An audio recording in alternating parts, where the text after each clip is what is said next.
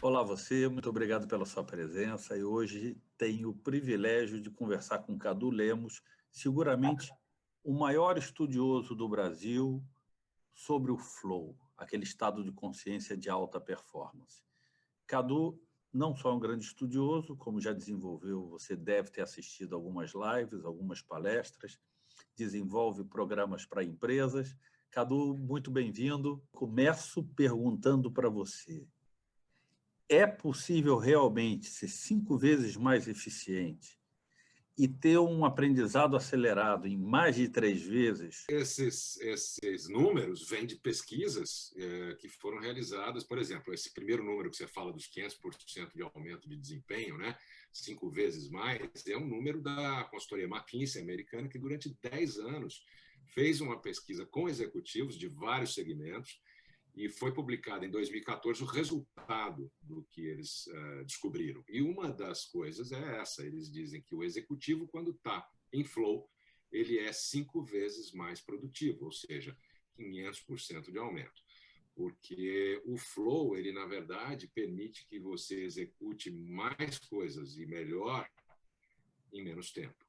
A questão do aprendizado também vem de números que não só dessa pesquisa, mas também de pesquisas de 2 universidades, uma na Austrália e outra na Europa, que apontam também que você acelera o aprendizado quando você está em flow. O que acontece, na verdade? Você consegue ativar outras áreas do teu cérebro, não apenas a área racional, de julgamento e de uma certa forma, antecipação, que está aqui no córtex pré-frontal, né? O cérebro tem outras áreas que, ao serem ativadas, permitem que o teu subconsciente também absorva informações. Funciona como um computador.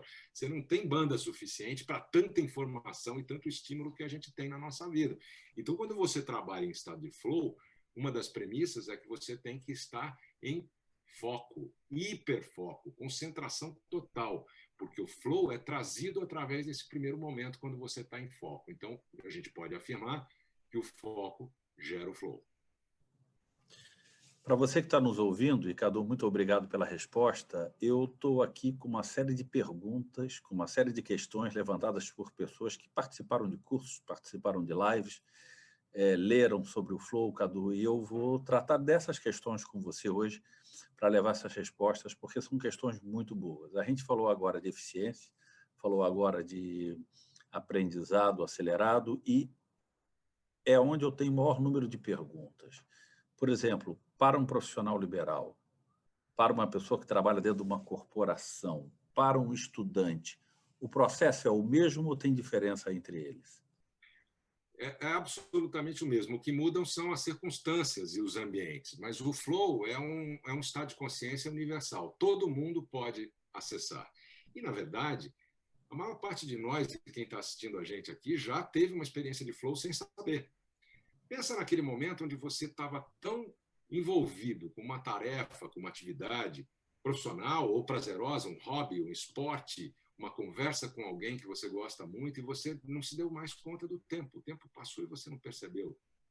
Nada mais existia em volta. Você estava tão ali, ligado àquilo que você estava fazendo, você não percebe mais nada. Então, esse é um dos indicadores de quando você está em flow.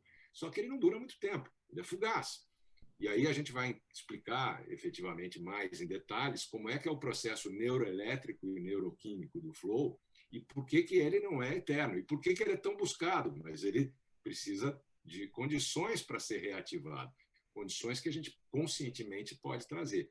Então, ele surge de uma forma dadas condições específicas, que a gente chama de gatilhos. Então, tanto para o executivo, para o profissional liberal, para o estudante, para o esportista de alto rendimento ou não, né, para quem está fazendo um hobby, ele pode se manifestar através desses gatilhos que precisam ser construídos.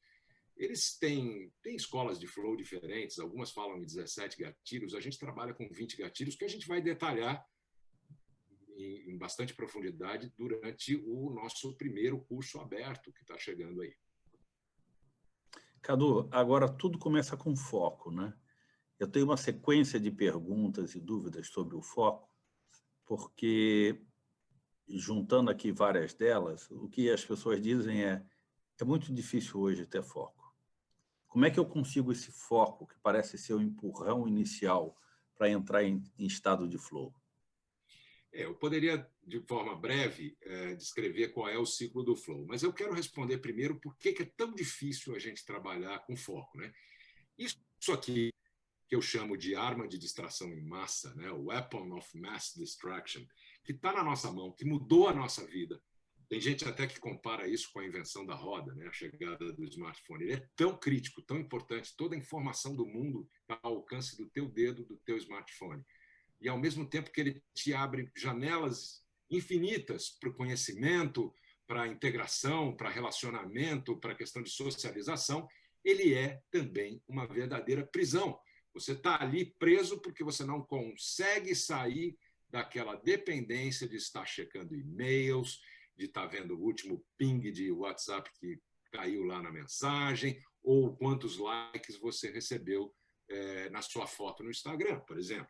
Então, a gente criou uma dependência desses gadgets e dessas relações que tem a ver com a nossa condição humana de querer ter pertencimento, de ser ouvido, de ser visto, de ser notado.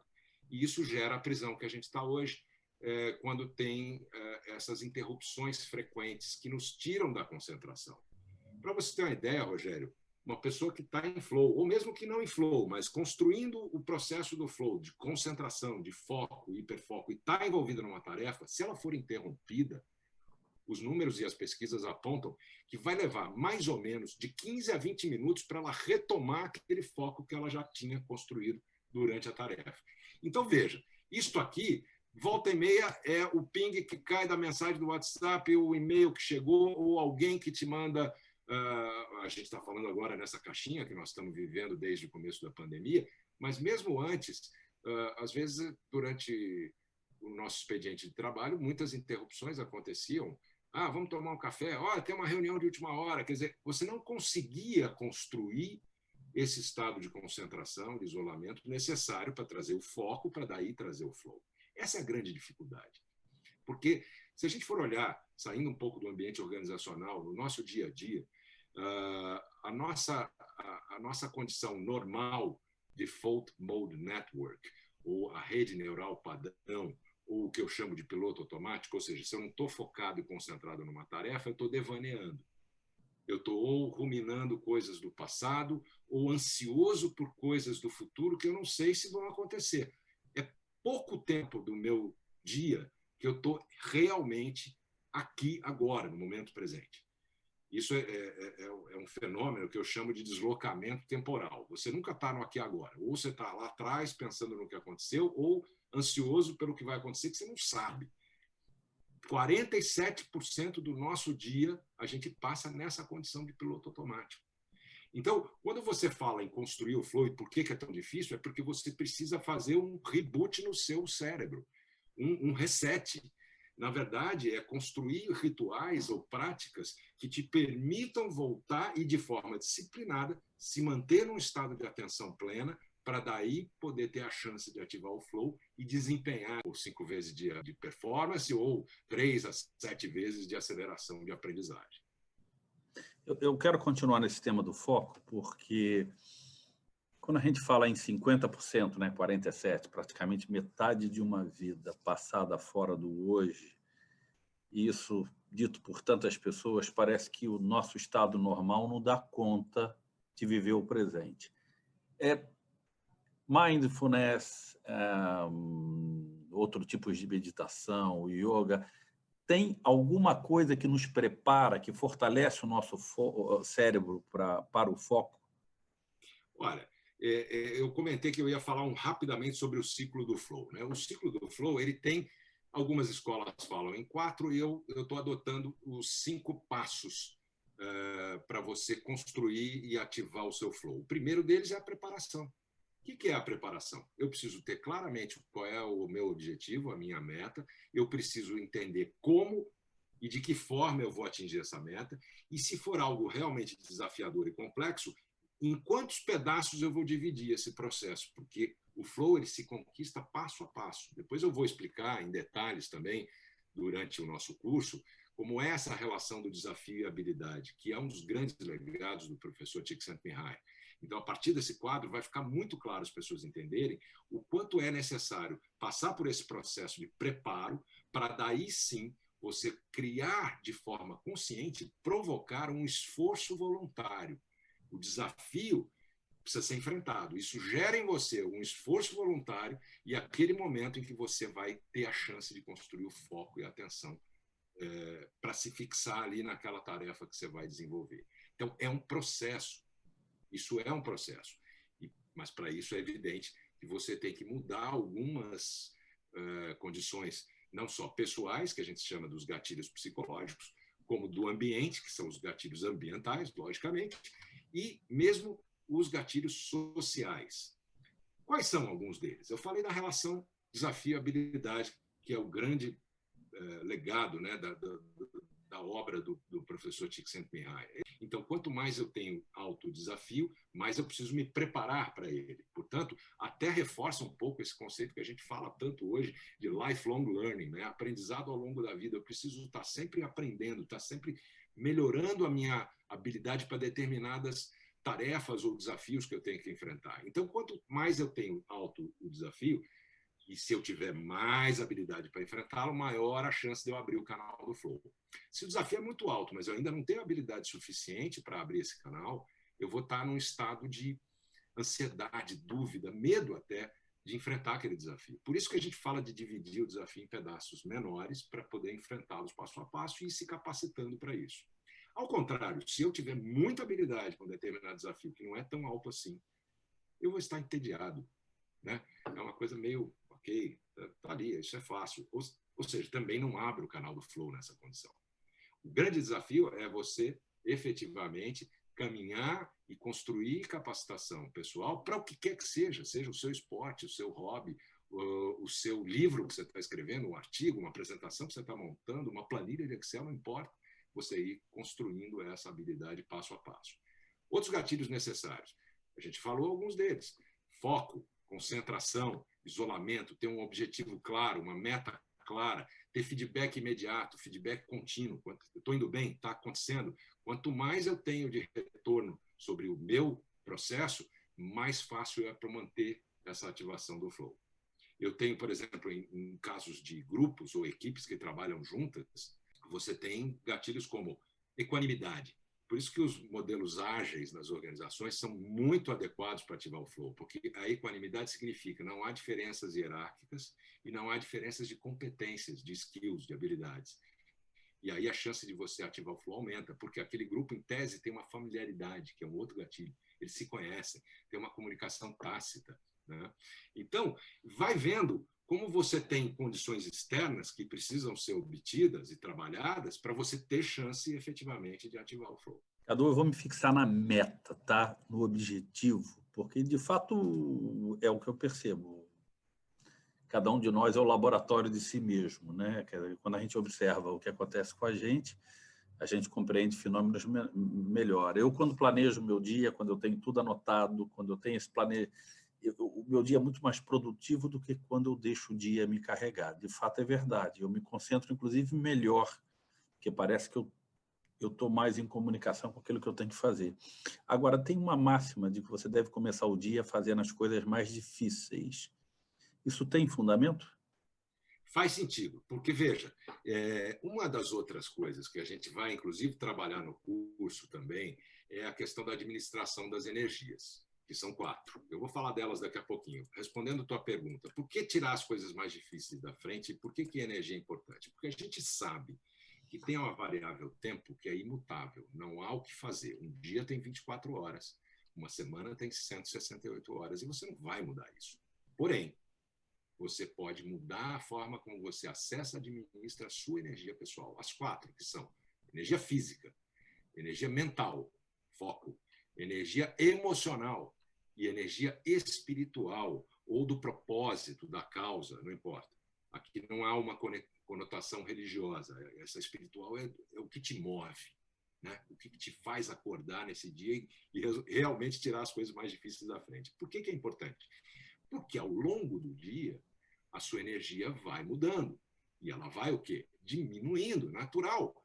Porque os teus recursos energéticos, eles são recarregados durante uma boa noite de sono, uma boa alimentação, né? Enfim, um cuidado físico importante. Então, você, em tese, quando você acorda, você está acordando pleno de energia, desafiado, confiante, vamos em frente, e ao longo do dia, o que acontece? Todas as variáveis que a gente lida nessa vida, ainda mais em momentos de pandemia como nós estamos agora, você vai diminuindo as suas reservas de energia. E o risco é que, se você não fizer algo durante o dia e durante alguns momentos específicos, é que você vá realmente gastar toda a sua energia e entrar naquilo que a gente chama de zona de sobrevivência. Então, você sai da zona de performance, com todas as baterias carregadas, e você começa a perder essa quantidade de energia. Se você não intervir de tempos em tempos, você vai cair na zona de sobrevivência, o que pode induzir a medo, dúvida, raiva, irritação, às vezes uma diferença com o chefe, com um colega de trabalho, no trânsito, vai saber, né? Tem cada coisa que a gente passa hoje, ainda mais num momento como esse, né? Agora, deixa eu aprofundar nesse ponto. Existem rituais para me ajudar a administrar essa energia? Não, existem. O importante é as pessoas entenderem que é possível, ao longo do dia, exatamente a gente vai falar do como, você evitar acessar essa zona de sobrevivência. Porque a zona de sobrevivência, se você fica muito tempo nela, que é muita adrenalina, muito cortisol, você pode cair na zona de estresse, depressão e burnout. Então, tem que intervir ao longo do dia. Que rituais, que práticas? A minha recomendação, por exemplo, ainda mais em tempos de Zoom e de reuniões em plataformas e calls, etc., é que você reserve um tempo entre cada reunião ou na sua tarefa que você está desenvolvendo, está escrevendo um texto, está montando uma apresentação, está preparando algum tipo de trabalho, que você, a cada 1 hora, pelo menos pare 10 minutos, a cada hora. Dá uma parada de 10 minutos. Então, por exemplo, nas reuniões aqui, o que as pessoas estão fazendo hoje em dia? Elas estão emendando uma reunião na outra aqui online. Com isso, eu começo às 8 da manhã, chego às 6, 7 horas da noite, eu não lembro o que eu tratei de manhã. Se eu não fizer ao longo dessas jornadas diárias, pit stops, eu chamo de pit stops. Você tem que parar durante 10, 15 minutos, dá uma centrada, vai tomar um café, um chá, vai dar uma volta, toma um sol, conversa com alguém, faz uma respiração pensada, consciente, faz uma meditação, uma visualização. Existem várias ferramentas, inclusive nessa prisãozinha aqui, que também pode ser a chave para te libertar. Ao mesmo tempo que ela te segura, ele pode também te ajudar a se desconectar do mundo e te ajudar nesse momento de recuperação. Então, Rogério, recuperação é o 4º momento do ciclo do flow. Ele é fundamental, porque as nossas reservas de dopamina, endorfina, serotonina, elas se esgotam depois de um tempo, elas precisam ser renovadas. Já falei, o sono é o principal, a alimentação boa é o principal, mas essas pequenas pausas ao longo do dia são fundamentais para você se manter na zona de performance, não cair para a zona de sobrevivência. Eu acho que é muito difícil a gente perceber em que zona a gente está, né? Eu, por exemplo, não percebo quando eu estou na zona de sobrevivência, eu só percebo o meu estado deplorável depois, provavelmente eu passei por ela.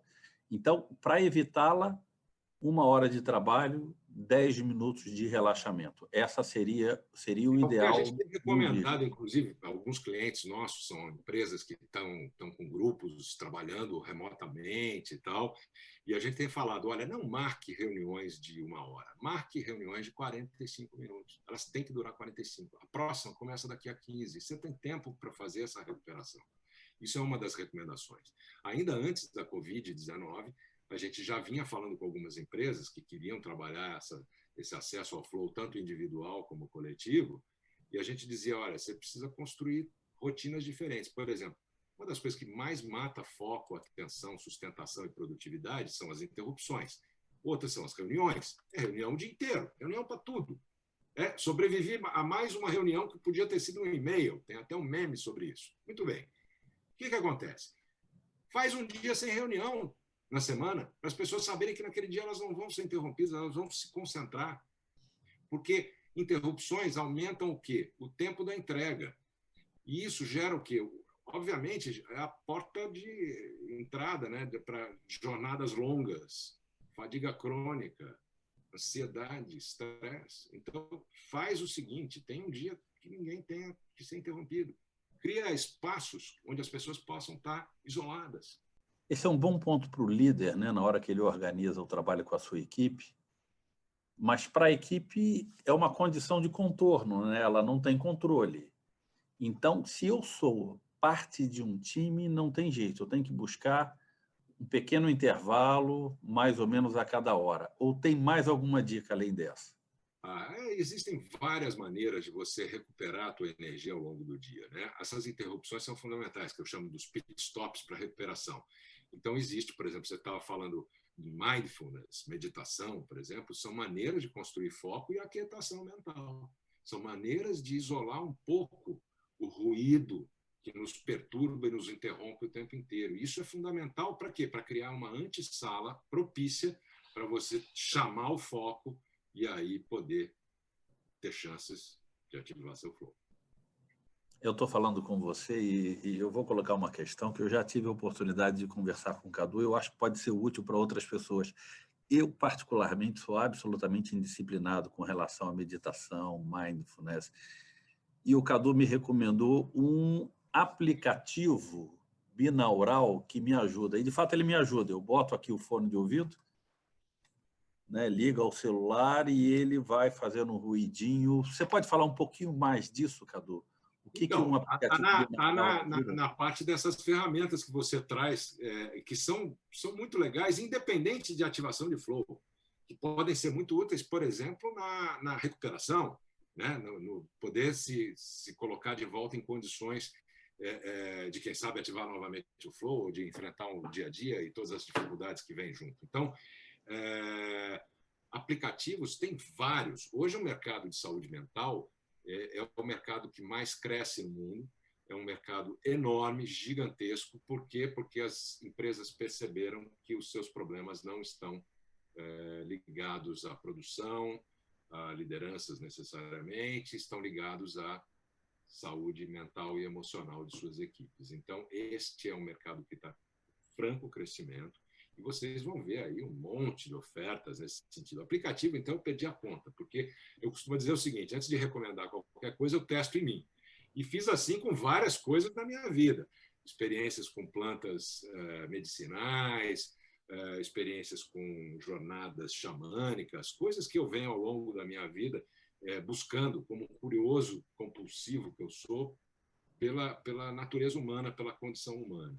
Eu já fiz, e sempre testo em mim primeiro, né? Desde tanques de flutuação, isolamento sensorial, que é um dos nossos parceiros, inclusive, né? A salto de paraquedas em túnel de vento, coisas desse tipo que eu testo em mim antes de recomendar. Isso que você está pedindo, Rogério, para a gente dividir para a turma aqui, a gente vai ter, inclusive, uma sessão no curso bastante focada em dicas e práticas e ferramentas, né, para isso. Mas, especificamente esse que você falou, ele tem um uso amplo. Ele pode ser um indutor para estados meditativos, ele pode ser um recuperador de energia, de aquietação, ele pode ser um indutor de sono. Então, existe nesse aplicativo vários presets que já vêm para várias coisas. Você pode, por exemplo, você botou o fone aí, você pode estar trabalhando, montando a sua próxima apresentação ou a sua próxima aula do MBA que você está fazendo, você pode estar com o fone ouvindo um determinado preset que pode ser concentração, que pode ser pensamento crítico, que pode ser criatividade. Tem várias coisas. Aqui, deixa eu ver se eu consigo colocar. Mostra aí para o pessoal. É o Brainwaver. Eu uso esse Brainwaver, que, aliás, foi você que me recomendou. Concentração. Então, eu estou com concentração. Aqui tem pensamento crítico, foco e alerta, meditação da manhã, tem um chamado Espresso Shot, que deve ser para dar aquele... É curtinho, é um de 10 minutos que você, ao longo do dia, se você estiver meio desanimadão, dá aquele shot lá, aquele tiro do expresso, como se for tomar café expresso, e você já dá uma levantada. Então, ferramentas como essa estão aí, elas têm um monte no mercado, né? Um monte. E aí tem que ter só cuidado para você navegar pelas por aquelas que efetivamente funcionam e dão algum resultado. E é isso que a gente também vai dividir nesse curso. E eu quero agora, Cadu, falar de emoção, que é um set de perguntas que tem aqui que eu acho que é muito bem colocadas. A gente falou de meta, falou da organização, de saber o que vai buscar, mas tem um grupo de perguntas que diz o seguinte: quando falam de meta para mim, eu tremo. Como é que eu trabalho questões como medo, frio na barriga, essas coisas que geram um sentimento ruim em mim e me roubam do meu presente, porque eu fico olhando para aquela sensação ruim interna. Aquele processo da zona de sobrevivência, né? Porque a questão de quando você começa um dia confiante e desafiado, ela permite que você enxergue um desafio, do tamanho que ele seja, em pedaços, por exemplo. Você não precisa encarar e resolver aquilo de uma vez só. Você pode fazer aquilo por etapas. E a cada etapa é um feedback imediato e contínuo que você está indo bem ou não. Portanto, você precisa corrigir alguma coisa. E isso esse é um dos gatilhos mais importantes do flow. Então, a questão de meta que dá frio na barriga, desafio, é isso mesmo. Se você tem... Lembra do quadro do Csikszentmihalyi, que a gente vai mostrar depois. Se você tem habilidade, não precisa ser total habilidade para enfrentar aquele desafio, mas você sabe que você dá conta de boa parte dele, você vai se desafiar para desenvolver mais recursos para lidar com aquilo. O grande lance é que o desafio e a meta, eles te colocam numa condição de quê? De atenção. É o nosso sistema límbico, o nosso cérebro reptiliano. Qualquer coisa desafiadora que mude, que assuste, que preocupe, ela te coloca naquele ponto de luta ou fuga. Ou, em alguns casos, paralisia total, não sei o que eu vou fazer. Né? Então, isso é o cérebro reptiliano. Ele foi desenvolvido para a nossa sobrevivência. Nós só estamos aqui hoje conversando, eu e você, e todo mundo que está assistindo a gente, e o planeta inteiro vivos agora, nesse momento, porque foi esse sistema que nos fez sobreviver. Ele te coloca no estado de luta ou fuga, ou seja, o desafio veio, o leão na savana, estou saindo para caçar, para comer, e aparece o leão, o que eu faço? Eu vou para cima ou fujo? E isso nos manteve, isso foi criado para nos manter vivos. Né? Só que hoje não tem mais o leão na savana. Onde é que está o leão na savana? É a discussão com o chefe no escritório, é um problema, é um pau aqui no computador que te deixa louco, você não consegue acessar a câmera, por exemplo, para entrar numa call. É um problema corriqueiro ou não, mas não tem mais o leão. Você não vai mais morrer por causa disso, mas teu cérebro não entende isso. Ele reage como se aquela situação fosse muito real. Quer ver um exemplo? Pensa num momento da tua vida que você realmente teve medo. Foi um susto, foi uma condição. Pensa e lembra desse momento. Na hora que você fizer isso, o teu corpo vai reagir como se você estivesse vivendo isso aqui, nesse momento agora. O cérebro não distingue se aquilo é passado. Ele está reproduzindo aquelas sensações e está dando a descarga de adrenalina e cortisol necessária para você enfrentar de novo aquilo, ou fugir. Então, o problema da nossa sociedade hoje, do momento que a gente vive hoje, é que a gente não sai dessa fase. A gente não entende que isso é só um gatilho para te colocar pronto para o desafio e que esse desafio que você tem que enfrentar exige esforço. E quando você faz um esforço voluntário e depois você percebe que aquilo pode ser dividido e tal, que libera, relaxa, larga aquele problema um tempo, vai dar uma volta, vai dar uma corrida, vai tomar uma chuveirada. Quantas ideias boas você já não teve, ou sacadas, tomando um banho, e aí você volta e encara o desafio de novo, você vai perceber que a condição do teu corpo já mudou um pouco em relação àquele desafio inicial, aquele susto, aquele incômodo da meta, quando você percebe que você pode acessar outras áreas e recursos que você já carrega dentro de você mesmo. Frio na barriga diante de uma meta, um desafio, depende do tamanho. Ele pode até ser um desafio enorme e a forma de lidar com ele pode ser muito simplificada através de dividi-lo em pedaços menores. Esse é um dos conceitos, inclusive, para ativação de flow. Quando você entende que a tua capacidade de atingir o desafio está diretamente relacionada à sua competência para fazer isso. E isso tem que estar continuamente sendo desenvolvido, porque é até o conceito, né, do lifelong learning, o aprendizado ao longo da vida. Né? Você está sempre buscando mais conhecimento, mais habilidade, mais skills, competências para lidar com o desafio que se apresenta para você, qualquer que seja a sua atividade. Cadu, deixa eu marcar esse ponto, porque ele me toca muito. Quer dizer que Se eu tenho um grande frio na barriga por uma determinada meta, eu devo subdividir essa meta e focar naquele pedaço subdividido. Esse é um dos truques, vamos chamar assim, para ativação do flow. Porque à medida que você vai conquistando cada um desses pedaços desse desafio maior, você está tendo feedback. Está indo bem ou não? Se não estiver bem, corrige, ajusta. Não tem problema. Mas você vai percebendo essa evolução. Com isso, você tem mais oportunidades de abrir o canal do flow à medida que você tem um desafio que você sabe que você dá conta. Ele pode estar até um pouco mais elevado. Mas ao fazer essa divisão e se preparando, adquirindo novos conhecimentos, novas habilidades e enfrentando aquele desafio à medida que ele vai acontecendo, você tem grandes chances de ativar o flow, porque existe um processo aí, que você mencionou bem, o frio da barriga, né?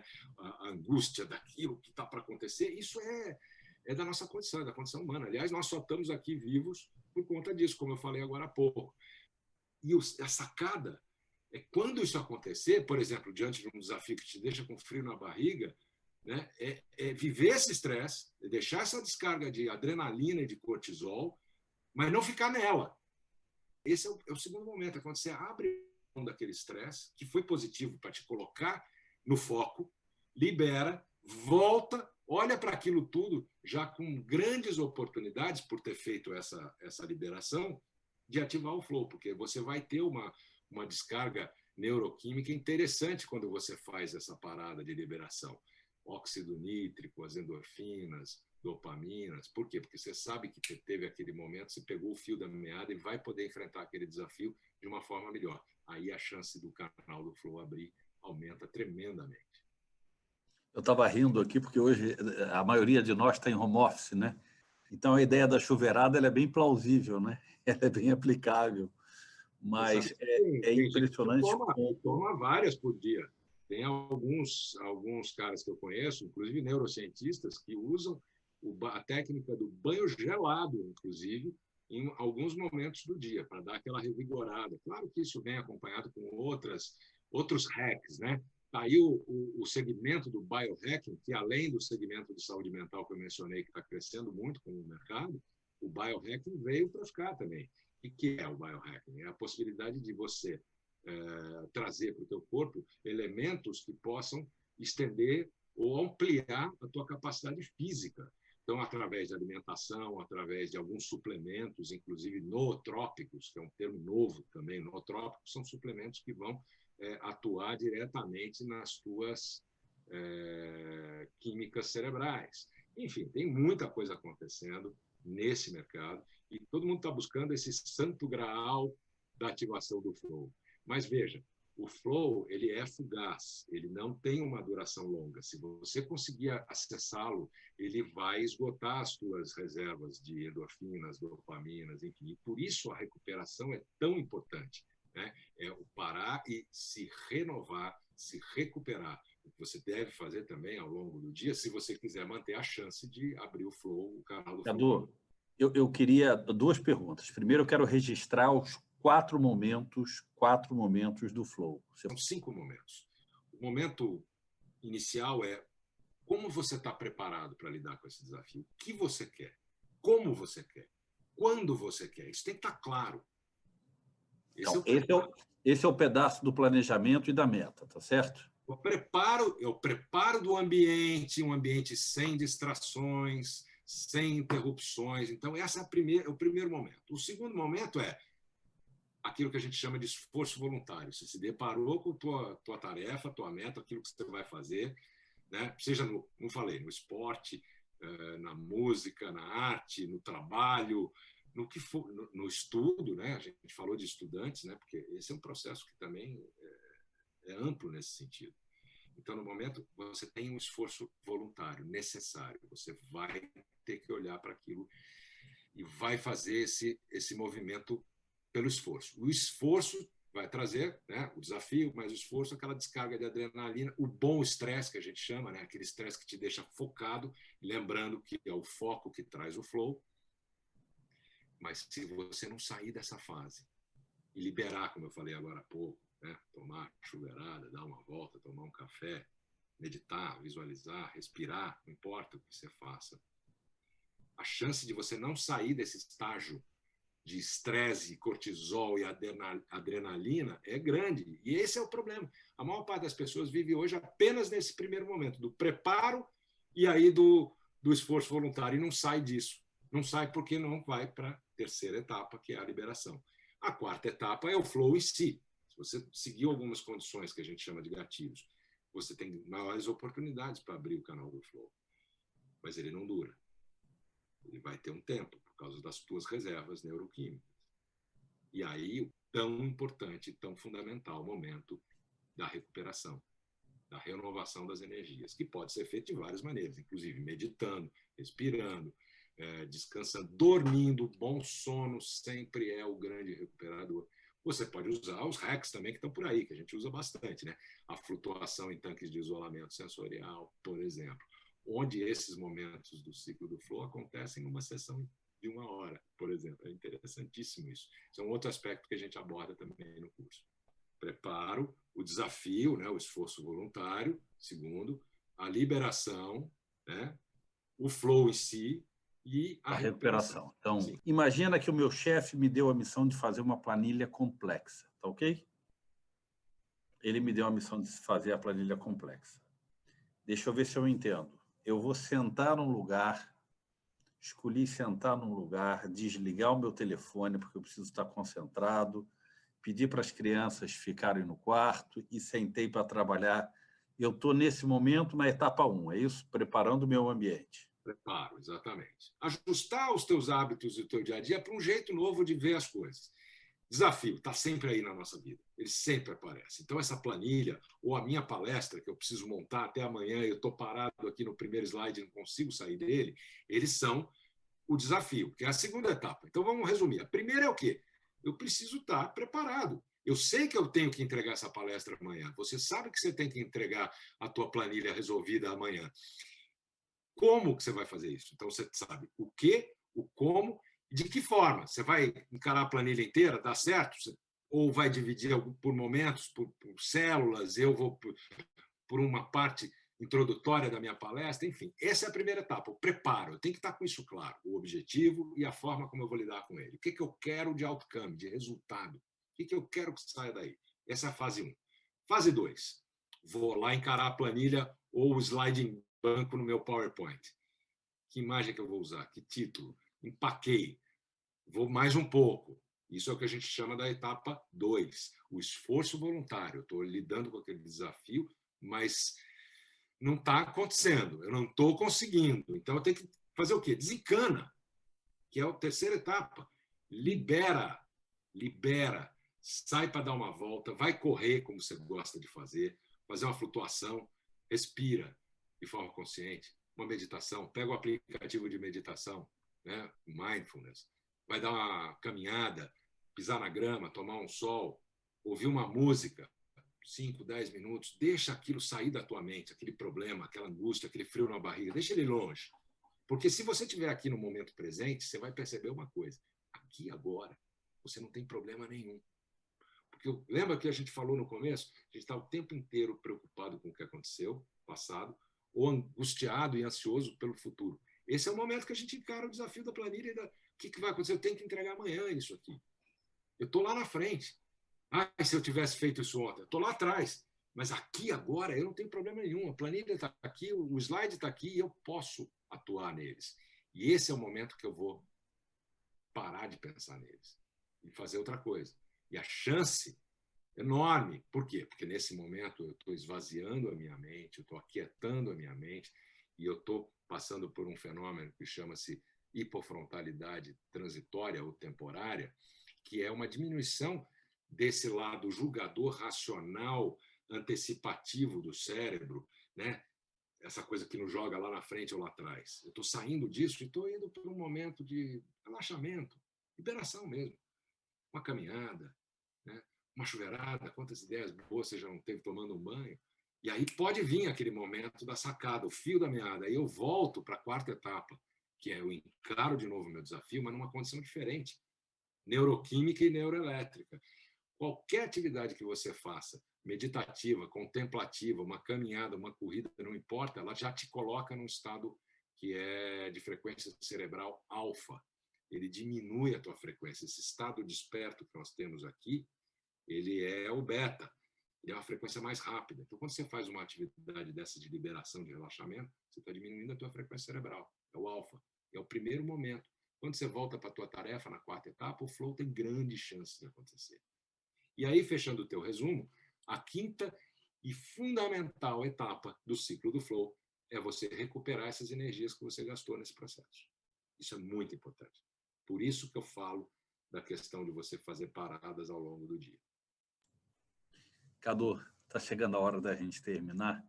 E eu queria terminar com uma pergunta, aliás, foram várias perguntas no mesmo ponto, que é: como é que é esse dilema, dado que o foco é o impulsionador de tudo, é quase que o início de tudo, do FOMO? Como é que eu me liberto para ter foco com uma angústia danada do que está acontecendo aqui no meu celular? Por exemplo, eu não olhei meu celular em nenhum momento durante essa entrevista. Eu não faço uma ideia do que está lá. Mas tem gente que não consegue suportar essa angústia. Olha, o efeito dessa angústia você suportou bem. Eu vi aqui, a gente está conversando um tempão, né? Mas a tua cabeça está lá, pensando no que pode estar no celular. Isso eu posso te garantir. Enquanto você não mudar esse mindset, ou essa atitude mental de efetivamente se desligar daquilo, e não é colocar em mudo, é deixar longe, é não ter a tua volta, no teu ambiente, na hora da primeira fase do ciclo do flow, um ambiente que possa ter qualquer chance de te tirar da tua concentração e do teu foco. Porque você mencionou o seu celular, mas embora você tenha se mantido aqui na entrevista, eu tenho certeza que na sua cabeça você estava pensando em algum momento: o que será que está pingando lá no WhatsApp? Será que é alguma coisa urgente que eu preciso resolver? Preciso acabar essa entrevista logo. É ou não é?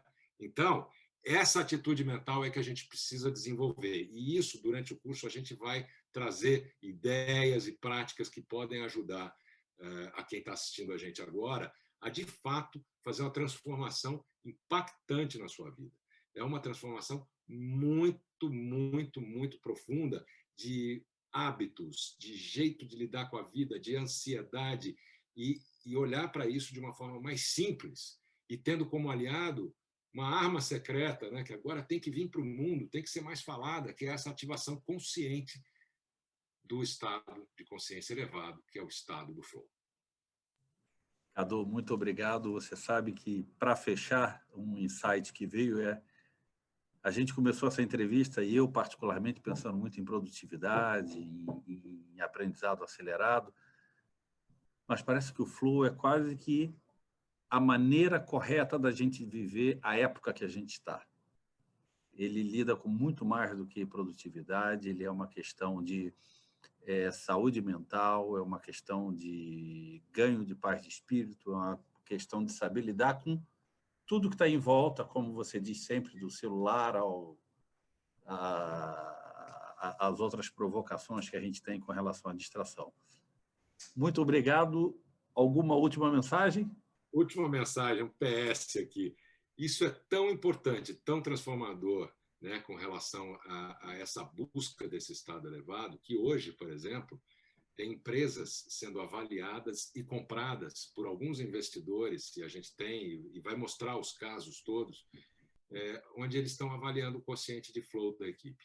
O quanto aquela equipe consegue entrar em flow. Isso está entrando no valuation de algumas empresas, de algumas startups, etc. e tal. Você tem publicações como a Forbes e a Fast Company trazendo informações de que o flow é o estado mais buscado mesmo pelos líderes. E você que trabalha numa empresa, você que é líder ou parte de uma equipe, você sabe que esse ambiente de plenitude, um ambiente seguro emocionalmente, psicologicamente, é um dos grandes facilitadores para a ativação do estado de flow. E o líder em flow leva seu time ao flow também. Que o flow esteja com você. Até breve. Um abraço a todos.